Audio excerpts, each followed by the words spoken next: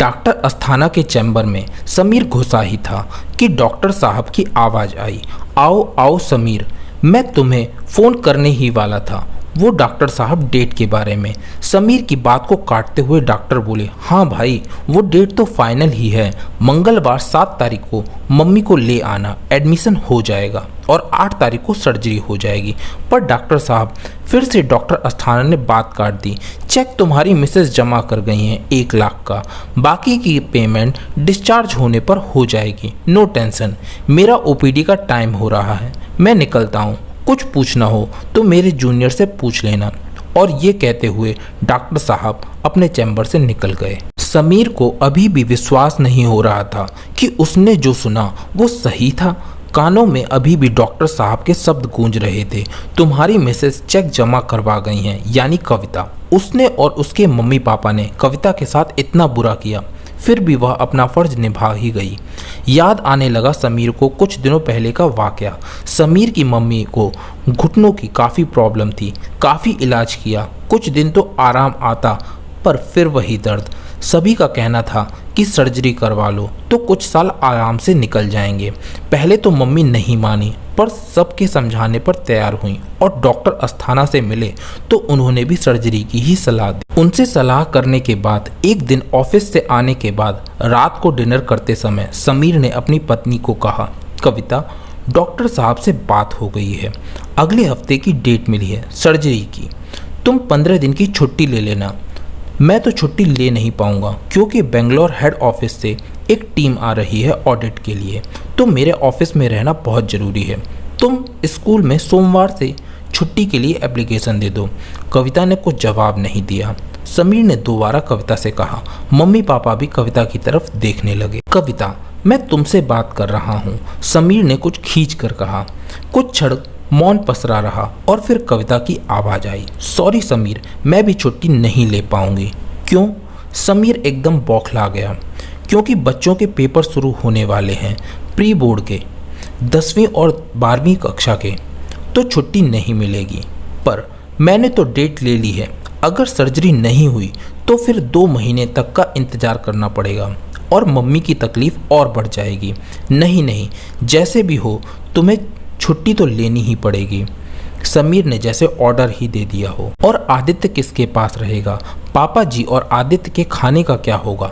आदित्य तो तंग भी करता है ना, मैं 4 बजे तक ना आऊँ तो कितना तूफान मचा देता है।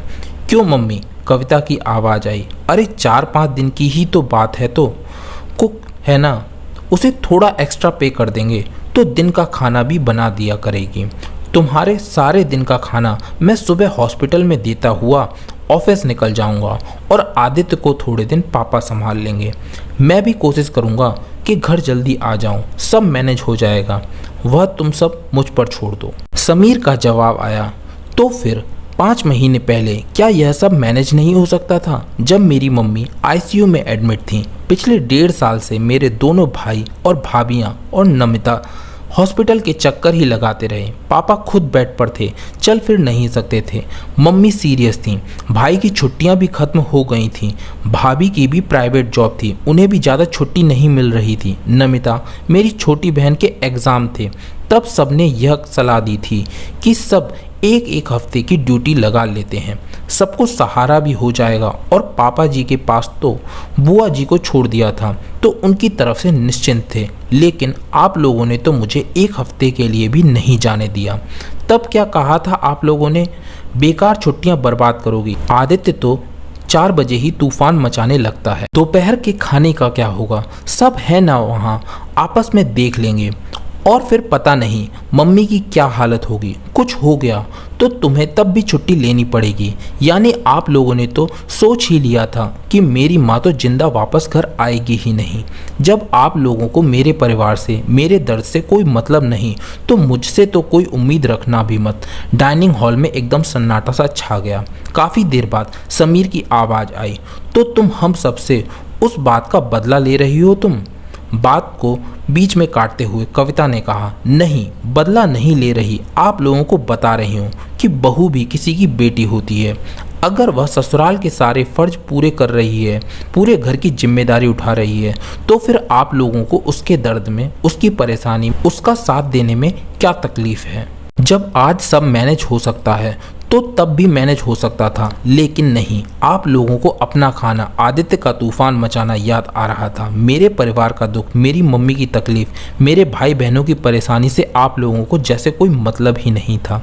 एक बहू से आप लोग ये आशा तो करते हो कि वो सारे घर की जिम्मेदारी अपने कंधों पर उठा ले, लेकिन खुद इस गुमान में रहते हो कि हम तो लड़के वाले हैं। तो सॉरी, जब आप मेरे दर्द को समझ नहीं पाए तो मुझे भी किसी के दर्द का कोई एहसास नहीं, मुझे भी किसी से कोई लेना देना नहीं। जैसा चाहे मैनेज करें वे लोग, यह आप ही के शब्द थे ना मम्मी जी, तो फिर आप लोग चाहे जैसे भी मैनेज करें, मुझे कोई मतलब नहीं, कहते हुए कविता की आवाज़ भर आई और वो एकदम उठकर किचन की तरफ चल दी। डाइनिंग हॉल में चुप्पी सी छा गई। हाँ, सही कहा कविता ने, एक एक शब्द सही था। और आज समीर को समझ आ गया कि इतना सब कुछ होने के बावजूद भी कविता अपने संस्कार नहीं भूली। वह आज भी अपने बहू होने का पूरा कर्तव्य निभा गई और उन्हें ऐसा आईना दिखा गई जिसमें समीर को अपना ही चेहरा अजनबी लगने लगा था। लग रहा था कि कविता ने मुंह पर एक तमाचा ही जड़ दिया हो और अब समीर को समझ में नहीं आ रहा था कि घर जाकर कविता का सामना कैसे करेगा। दोस्तों, आपको ये कहानी कैसी लगी कमेंट सेक्शन में ज़रूर बताइए। अगर कहानी अच्छी लगी हो तो वीडियो को लाइक और शेयर कीजिए और ऐसी ही कहानियाँ और पाने के लिए चैनल को सब्सक्राइब कीजिए और बेल आइकन को दबा के ऑल पर सेट करना मत भूलिएगा। तो फिर मिलते हैं नेक्स्ट वीडियो में। Till then take care and keep smiling. Bye bye.